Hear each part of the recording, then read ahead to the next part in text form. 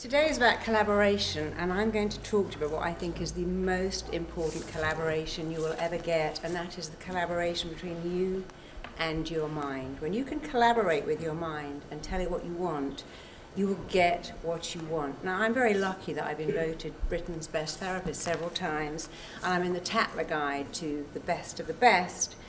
And people say to me, but you know, the brain, that's really complex and complicated and takes years to understand. Actually, that's not true.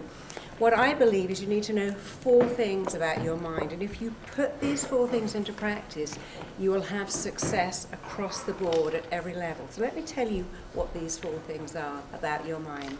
Your mind does exactly, specifically, what it thinks you want it to do. It always does what it thinks is in your very best interest. If you haven't got what you want, but you've got behaviors you don't want, you are not collaborating properly with your mind. I'm going to change that for you. Secondly, your mind is hardwired to move you towards pleasure and away from pain, and that's wired into us from being tribes people. You survive on the planet by avoiding pain. Thirdly, the way you feel about everything all the time is only down to 2 things: the pictures you make in your head and the words you say to yourself. And fourthly, your mind loves what is familiar. It is programmed to keep going over and over again for what is familiar. If you want to succeed at any level, you have got to make what is familiar unfamiliar and what is unfamiliar familiar. So let's start with 1. Your mind does what it really thinks you want it to do. It's always acting in your own interests. And your mind listens all the time to your language. It works out what you're doing and feeling by the words you're using. So if you say, "These exams are killing me, I'm dying under this paperwork, my boss is a nightmare, I'm overwhelmed, I can't cope with the stress." When you say, "I'm dying under the pressure, this workload is killing me," you are telling your mind you don't want to do it. And if your mind thinks you don't want to do it, guess what? It will encourage you to procrastinate, bunk off, and not apply yourself. Your mind is so very, very specific to the words you use that if you say, "I'd love a week off in bed, I'm overwhelmed with this stress, I just wish I could have a week off at home lounging around," your mind goes, "There you go, I've given you the flu. Didn't you ask for that? You said you wanted a week off in bed, and I've given you the flu. There's your week off." If you say, "I'm dreading having to give that presentation next week," and say, "I'd do anything to get out of it," your mind's like, "Okay, why don't I wake you up with a migraine or an upset stomach?" There's your get out of the presentation behavior. And that sounds a little silly, but that is how your mind works. It does what it thinks you want. If you haven't got what you want, it's because you use, "Well, this is too hard, it's too difficult, it takes all my time." When I wrote my first book, I was only in my 20s, and when I got a book deal, I kind of knew that that involved isolating myself and writing, and I didn't want to do it, and I spent a long time procrastinating until I realized that I had to say, "I want to write, I've chosen to write, I've chosen to feel great about it." And those words, "I have chosen to do this and chosen to feel great about it," will change your life. This is way more than positive thinking. It is collaborating with your mind. So look at your behavior, and if you haven't got what you want, you're not communicating properly with your mind. And I learned this when I worked with Premier footballers and Marines. I was doing a television show with some Marines, and I was watching them running in pitch black with little miner's lights on their head. It was raining sideways, it was muddy, and they were singing. And of course, when you sing, your mind's like, okay, it's pouring with rain, it's dark, it's freezing cold, you're running up a hill with a big pack on your back, and you're singing, "Oh, I get it, you like this." Imagine if you were to run a marathon and you started by going, "Okay, 24 miles to go, oh, I hate this, oh, it's so boring, oh, it's so hard, oh, it's so difficult." You're not going to finish it. You have to go, "I love it, I love it, I love it," even when it isn't true. So that is how you collaborate with your mind. You must tell it using very specific, very detailed, very precise words what you want. And when you're doing it, you say, "I want this, I've chosen this, I like this." And you must link pleasure, because here's step 2. Your mind will always move you towards pleasure and away from pain. If you eat something that makes you sick and you link pain to it, you can never eat that again for the rest of your life. You are hardwired to avoid pain. But if you link pain to studying, speaking in public, being somewhere where you're getting attention, that's very, very difficult. And you can choose every day what is pain and pleasure. You're the only person that can do that. You can't put a cat in jacuzzi and go, isn't this cool, the bubbles, the heat? They don't like water, but you can choose. And I have some clients who link pleasure to pain, and some who link pain to pleasure. And I learned this when I worked with drug addicts, and not just street drug addicts, people right at the top of their game, Hollywood actors, movie stars, models, who would link absolute pleasure to sticking a needle in their body because they would get high. And to them, that pain was pleasure. I have other clients who've been given a first-class trip, and they go, oh, I'm not going to go because I think the plane's going to blow up. So they link pain to pleasure.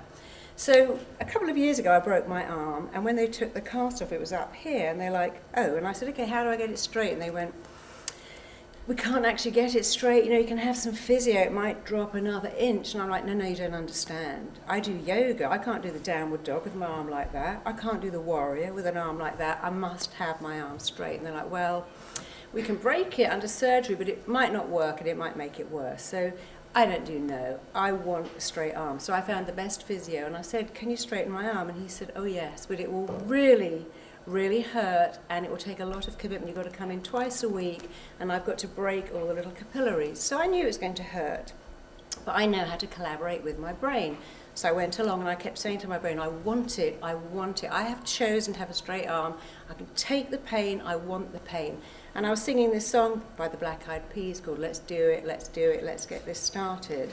And so when he started to pull my arm, he wasn't kidding when he said it hurt. And of course, when someone's hurting you, your instinct is to pull back. And I couldn't do that, I had to pull forwards. But I'm always singing this song, telling my mind I want it, and I got my arm completely straight. And at the end he said, I don't know how you did that, because most people give up halfway. I said, no, I told my brain I wanted it. That's what I did. I kept saying I want it. I linked pain to not getting it and pleasure to the pain, if you like. And that's very important. So if ever you've had to read in class and you've got the word wrong and everyone's laughed at you and you think, right, that's it, I'm never going to speak in public again. I'm never going to be the focus of attention again. Of course you forget. 10 years later, you're about to give a speech or give a presentation or chair a meeting, and you'll have a panic attack because your mind's like, oh, no. Speaking in public is pain, don't you remember? And you have got to change that. So you have got to tell your mind exactly what you want, and you've got to link pleasure, not pain, to doing the things that are hard. And the third thing about the brain is that it responds only to two things: the pictures you make in your head and the words you say to yourself. That's all there is. So if you were on a flight going to LA and you were sitting right next to him on the same flight, and your pictures are going to LA, great beaches, great people, fantastic weather, places to go, you're having one experience. If you're saying, do you know, this plane sounds really funny, and that guy looks very suspicious, I think he's a terrorist, I think he's going to blow up the plane, you're having a totally different experience because of two things: the pictures you make in your head and the words you say to yourself. And when you collaborate with your brain, you must change those pictures and you must change those words. So I worked with a footballer who came from nowhere. He was playing for not any division team, and he went straight into the Premier League. And he wasn't very tall, and he said, you know, I feel daunted because I'm not tall. And I said, okay, so imagine you're Maradona. Do you think Maradona says that when he goes on the pitch? I don't feel tall enough. Of course he doesn't. Do you think Michael Owen does that? You have to change your thinking and change your words, because the pictures you make in your head and the words you say to yourself will change everything. That's all you have to do. So let me show you. Just put your arm out in front of you, and I want you to imagine in your hand you are holding half of a big, fat, juicy lemon, a big, fat lemon. Close your eyes, and please keep your eyes closed. And I want you to imagine, bring the lemon up to your mouth. You can squeeze it, and you can feel that wonderful lemon feeling, and you can inhale, and you can smell that great lemon. So now open your mouth and take a massive bite. Bite this lemon in half and chew that around and start to chew it, and you'll find immediately you're pumping out masses of saliva to a thought. You can open it and there's no lemon, but you see two things. The picture you made in your head was a lemon. The words you made were, I'm eating a lemon. You weren't eating a lemon. Your body doesn't care if what you tell it is right or wrong, good or bad, helpful or unhelpful. You respond only to those words and images. So let's do another one. Just stand up. And I want everyone, in fact you can do this sitting down, it's fine. I want everyone to put their left arm out in front of them, or use your left arm, and all I want you to do is swing your arm as far back behind as it will go. Just take it to its maximum, and just notice where it is. Just notice where it's gone to. Bring it back, close your eyes. And I want you to tell your left arm that in a minute you're going to repeat this, and it is going to go a third further. So see your arm going a third further. Don't move it yet. Tell your arm that it will go a third further. See all those muscles in your left shoulder like elastic. Tell your arm to go a third further. Open your eyes. Point your left arm. And as you do it again, you will see it will go a third further because you saw it and because you told it to. Hello. You can practice this at home, but you really need to get these things, that this is how you collaborate. You see the right things, you tell yourself the right words. When I was working with the Olympic bobsleigh team, they did not get on at all, and that was a big disadvantage for them. So I told them to imagine they were like hunting dogs, all working on the same brainwave, which is how fish swim and how birds fly. They move in the shape of a big animal and they kind of communicate differently. And that really worked for them. So the fourth thing about your mind is that it loves what is familiar and it will go for what is familiar. And if what is familiar is procrastinating, messing about, not applying yourself, feeling uncomfortable in public and not believing in yourself, you have got to make that completely unfamiliar. And what you have to make that is unfamiliar is familiar.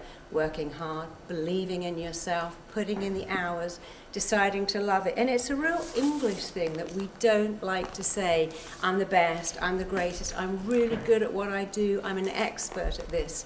And of course that's because we think we're faking it, but I just showed you that when you believe you're eating a lemon, you actually start to make that happen. So Arnold Schwarzenegger said, modesty is not a word that applies to me in any way at all. I hope it never, ever does. And I love that.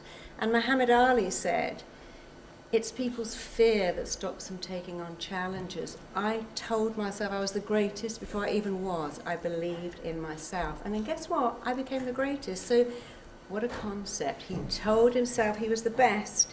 And he became the best, but he didn't just go, yeah, I'm the greatest me.